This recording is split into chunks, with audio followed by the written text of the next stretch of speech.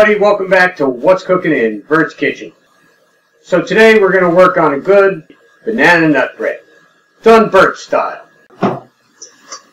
Nice sized bowl, to which we're going to add 1 stick of room temperature butter. To this we're going to add 1 cup of flour. And if you watch the cookie recipe, you're familiar with this process. It's called creaming. Simple and easy way to get a dessert started. Anyway, you want to blend this until the sugar and the butter are all well combined. They've all been well combined there. Nice and creamy, hence the term creaming. Now to this, we want to add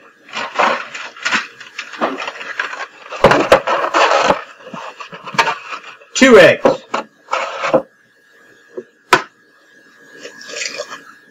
One,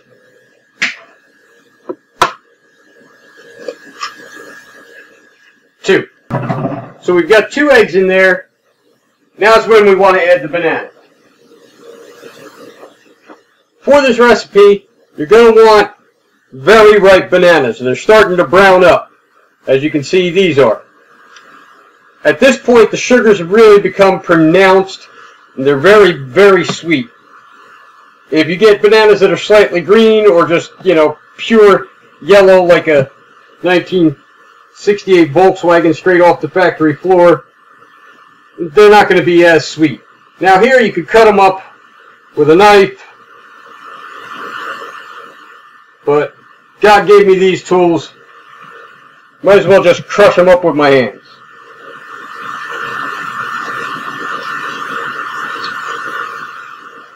Make sure you crush them in there real good. Get all the banana off of your hands. And of course make sure your hands are nice and clean before you do this. Now the next thing we want to add in at this point is our liquid. For this case, and what I prefer best, is good old-fashioned milk. Half a cup. If you want a different flavor, be my guest. You could add orange juice, you could add apple juice. If you're lactose intolerant, you could use a lactate or a soy milk. But either way, I happen to prefer the milk. It distracts less from the banana flavor and just leaves everything nice and creamy and moist. But this is very important. You need a half a cup of liquid here. I'm sure you've had people make banana bread for you that they thought was phenomenal. You bit into it and it was kind of like chewing a cardboard box. It happens. That's why the liquid. Now you'll notice the banana that you crushed up with your hands, or however you did it, is starting to break down in here as well. It'll spread throughout. There'll be little bits and pieces of banana for people to bite into, but nothing too large. So there we've got that. All nice and well combined. Now, we need to add some leavening in the form of baking powder. You'll want 1 tablespoon of that.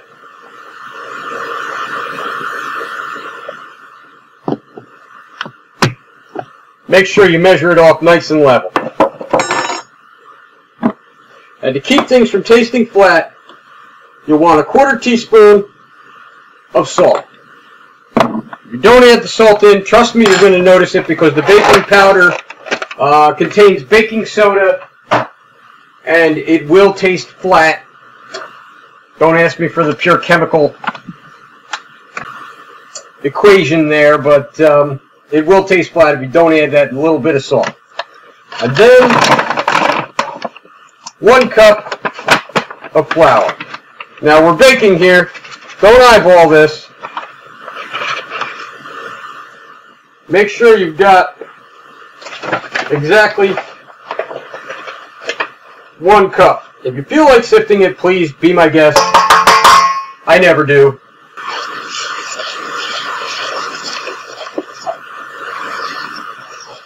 At this point, if you wanted to, you could add a little bit of cinnamon. Personally, I'm a pure banana fanatic, so I like just the taste of the bananas. You want to get that all in there, well combined. The flour's gonna stick to the sides of the bowl, but just keep scraping them down. Okay, now for the nut part of the equation. You can use any nut you want. Personally, I like walnuts in my banana nut bread. I've got a package, 6-ounce package here of walnuts. Basically, they're shelled whole walnuts. I want them broken down into little pieces. Several ways to do that. You can use your food processor. You could break out a knife and a cutting board and then just chop your little heart away. I'm going to show you an easy trick for those of us who may not have a whole lot of kitchen gadgetry around, etc., etc. Take a plastic Ziploc bag,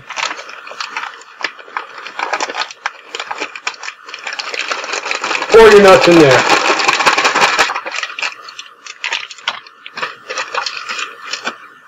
You don't want to squeeze all the air out, but get a fair bit of it out. You want to leave a little room for these nuts to move around. Lay it out as flat as you can. Break out something heavy like a rolling pin.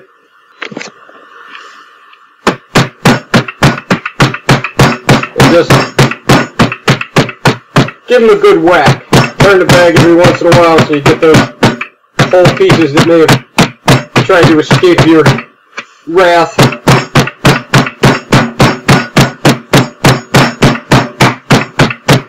And there you have it. 6 ounces of well-crushed nuts. They'll be the right size so that people won't miss the nuts in there,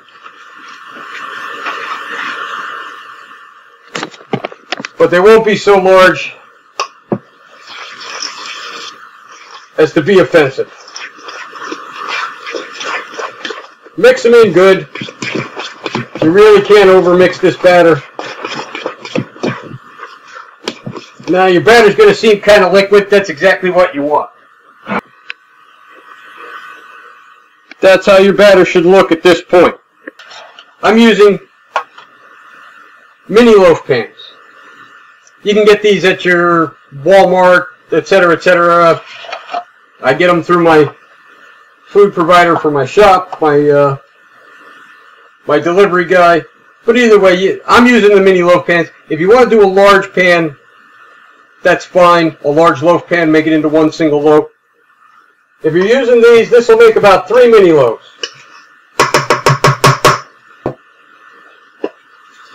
First thing you want to do, spray your pans down with a little non-stick spray. Very important. Now what you're going to want to do is divide this batter evenly through these mini loaf pans. If you're using a single loaf pan, just dump it all in there. Fill them about, well, with these mini loaf pans, about 3/4 of the way.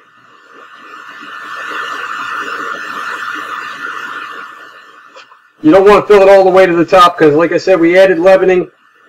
They are going to rise. And get every last little bit of goodness out of here. Because trust me, when you eat this, you're going to be thinking to yourself, why didn't I make a double batter and 6 loaves so I have 3 for myself to go hide in my bedroom and watch a Doctor Who marathon or something.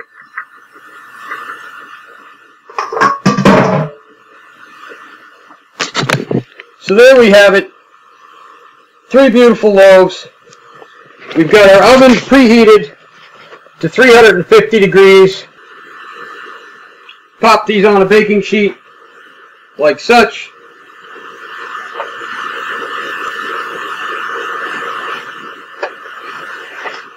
stick them in your preheated oven.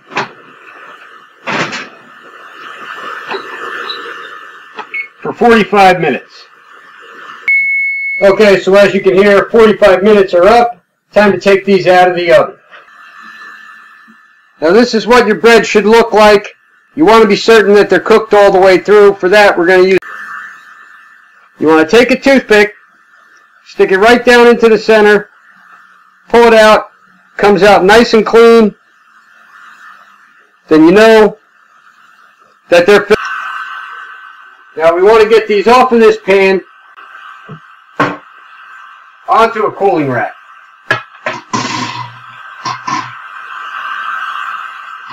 Yes, they're going to be kind of hot, but I have Teflon fingers. Doesn't bother me quite so much.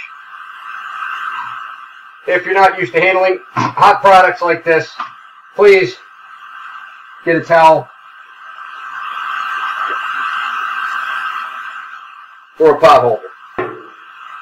Now we're going to let those sit there and cool for probably about an hour, hour and a half. We want them to come down to room temperature. Make sure you set them on the racks that get some air underneath the bottom.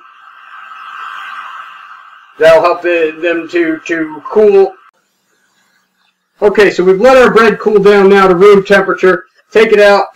A couple of good smacks on the bottom. It'll come right out of the pan. Now, how are we going to serve this? First thing I like to do, take a nice slice. See how it looks in the middle? Nice big piece of banana, some bits of nut all around in through there. Just wonderful. We're going to take that slice and we're going to toast it. For this process, you're going to want a frying pan, or I happen to have a flat skillet here that I happen to be very fond of. Anybody who's ever watched my videos knows how fond I am of cast iron. We want to get that up to temperature, halfway, 5, 6. So once your pan's warmed up a bit, you want to add to it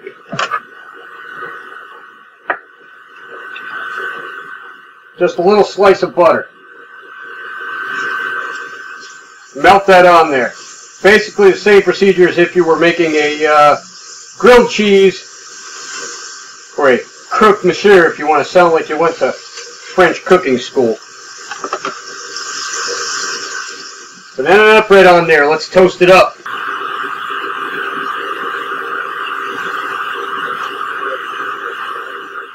After a minute or so, it's gotten nice and brown. We want to flip it. Cook it another minute or so on the other side.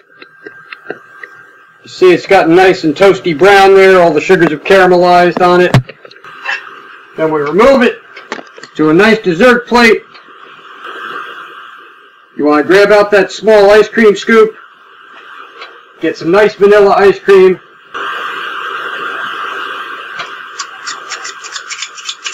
Small scoop of vanilla ice cream on your hot banana bread there. Dust it with a little powdered sugar. And there we have a beautiful dessert. People think you spent hours and hours and hours working on this. Trust me, this dessert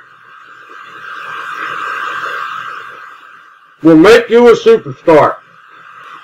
Please come back for our next episode and see what's cooking in Bert's kitchen.